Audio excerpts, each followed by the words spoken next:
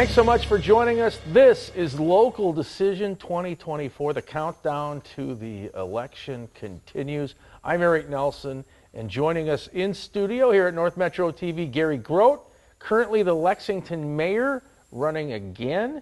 And Gary, thanks so much for coming in here and spending some time with us. And always welcome. Yeah.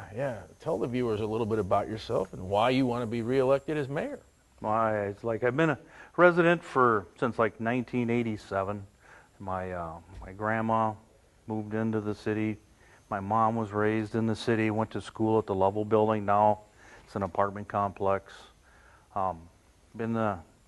Lexington's been a part of me for forever. And when I moved in, I got involved with the fire department. I was a member of the fire department for 28 years. I was a fire chief for 12 years.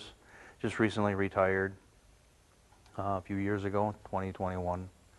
I always had a passion for the city. It's a small city, and I really like to see the community come together. I mean, we're somewhat diverse. There's a lot of diversity in our city. I think the people should feel comfortable being able to come up to the council or up to the city and have questions and not feel intimidated in any way. And I just want to be open to that kind of transparency to the community. So it's been a passion of mine forever, along with the fact that the city, I think, could maybe work on some of the aesthetics a little bit. I know Lake Drive, as you come through, I know they've been working on some of the buildings along the strip there, cleaning them up a little bit, but maybe there'd be some grant money available to maybe work with the county on Lake Drive and kind of beautify that somehow.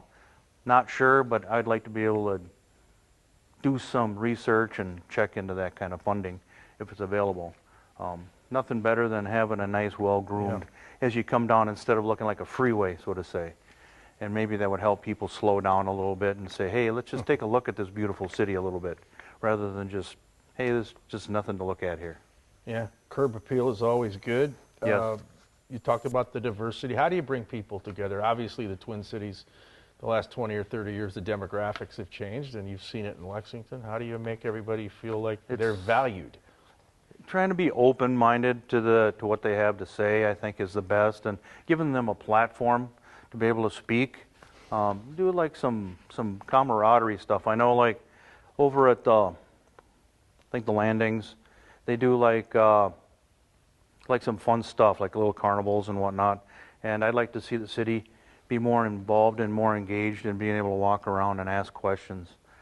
During National Night Out, I took it upon myself to go out to all the different parties and try to meet a lot of the citizens to find out, you know, where their hot button was and what they liked, didn't like, and maybe we could address some of that on a different level. But I think engaging the community with maybe doing some surveys and finding out likes, dislikes, how they feel, would really add some benefit into the community. What have you learned in your basically 2 years now as the mayor? Politics isn't easy.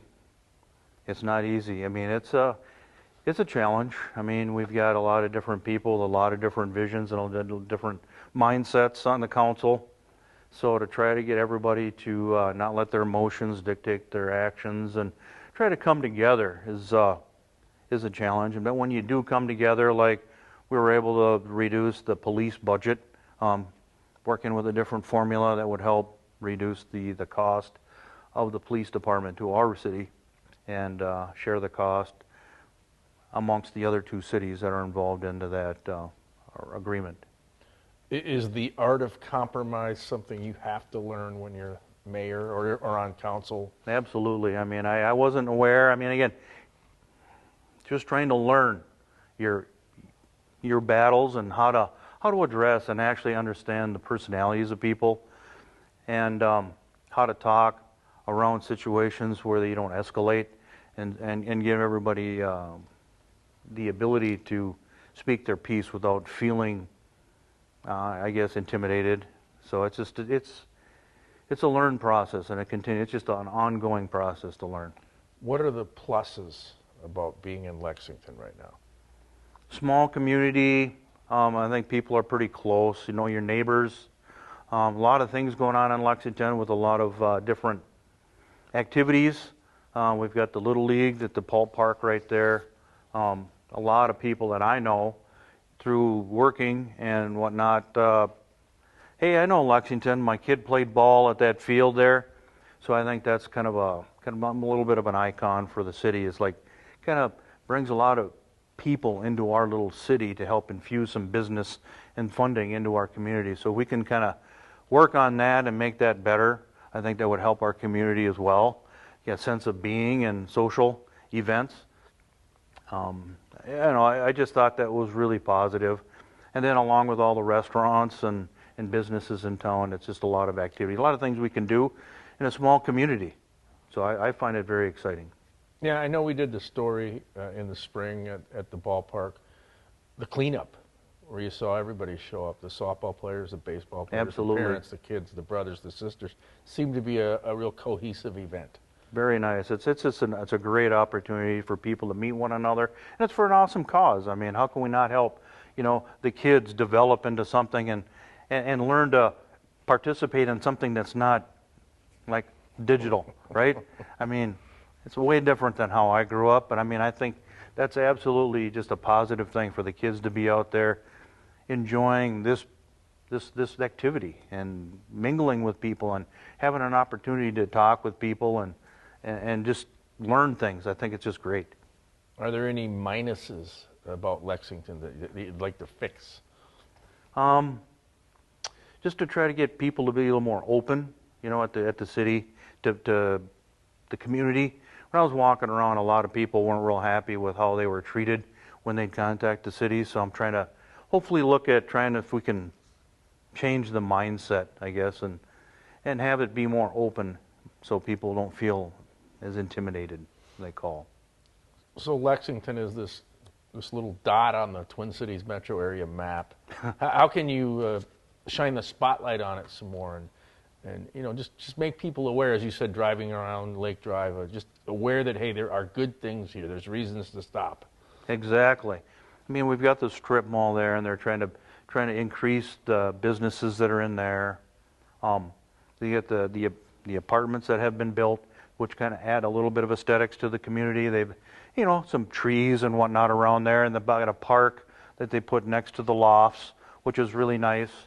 And again, if we continue to build on the aesthetics and make the curb appeal better, I think people will be a little more open to, hey, this is great. It's like going through a small town, maybe like Stillwater or something of that nature, to where you've got that small town, warm feel as you come through town, rather than this cold freeway just blowing through town kind of thing. And are there other suburbs that you can use as a model or a blueprint for, hey, we'd like to be like them in some ways? Oh, absolutely. I mean, there's always a lot of these little cities like that out there.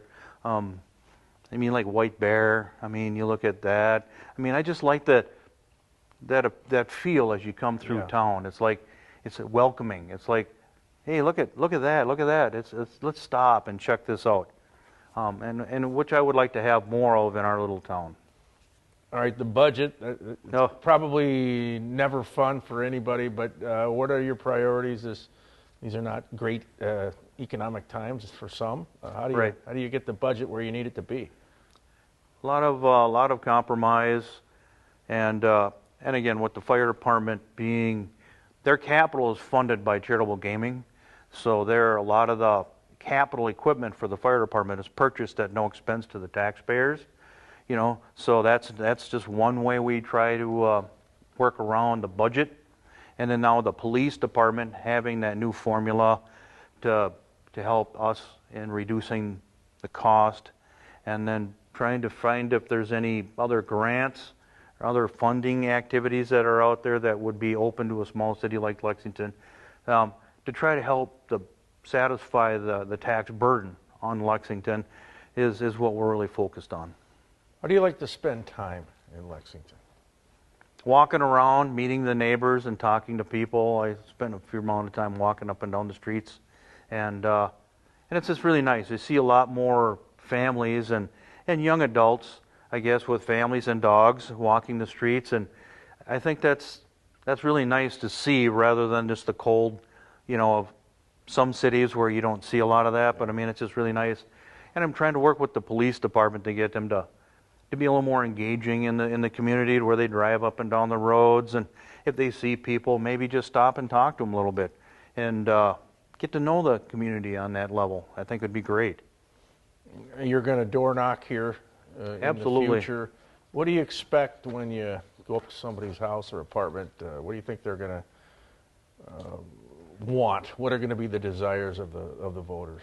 I think they're going to be more concerned about like this water situation that we're going to court with, I think next year, and they're going to ask more about the apartment complexes, if there's going to be any more of those being built, and the infrastructure as far as the roads go. Our engineering firm has been really on top of coming up with a plan, like a long-term plan, where they structure it so it's not going to be several roads at any one given time that have to be redone. So that's just a bonus. But I think the community is very, very open to some questions, and I want to be that way. I want to be welcoming, and what do you want? I want to be a voice for the community and bring that to the council, which is like one of my biggest hot buttons. It's for the people. Yeah. I'm here for the citizens. I'm here to have a voice. I'm not here for the politics and any of that kind of stuff. I just want to help this community. This is my home, right? This is where my grandma, my mom grew up. This is where I've been living for over 30 years. I was really involved with the fire department. Now I'm with the Circle Lex Lions Club. I want to try to help, like the food shelf. I want to help the kids and families that are in need. And how can we help them succeed? Because I think if you pay it forward and help them succeed, it just helps everybody. If you get reelected as mayor, anything that you want to try to accomplish? I'd like to try to get this water issue resolved so it's not hanging over our heads anymore, and come up with some kind of a beneficial an arrangement with the city of Blaine, and look towards seeing if we can beautify Memorial Park a little bit with the concessions there, and the fields, and look at other ways we can try to bring in funds to assist in the city to help offset any cost for taxes, because people pay, I think, too much in taxes. So we've got to look at other ways of bringing funding in to help offset the tax burden. Would Lexington benefit from having more parks or improving the ones you've got? I believe they would. I think they would benefit from the parks. And maybe there's an opportunity here to look at the parks and see if maybe there's something else we could do there. I don't know if they play tennis anymore, but maybe a pickleball court. I don't know, but we could maybe look at some other things that might bring more people out and utilize the park, which I think it's a huge thing. And look at maybe upgrading the facilities there so people don't feel like they feel comfortable and welcome to be there. So I think there's a lot of benefit to that. In closing, why should somebody vote for Gary Grote? I have a voice for the community. I've lived there for 28, 30 years, been involved with the community on both the fire department level and with the Circle Lex Lions, and I want to try to help the citizens be comfortable and welcoming when they come to the council. And I'd like to see the council floor with people in there that want to be involved and engaged and understand more of what goes on in the city, rather than just sit at home and be, well, I don't want to get involved, I'll get yelled at or whatever. So I want them to feel like they have a voice. They can come up and share what they have for ideas and concerns. All right, great. Good luck on the campaign trail, Gary. Thank you very much. Yeah, thanks for stopping by. You bet. He's Gary Grote, running for Lexington mayor. This is Local Decision 2024.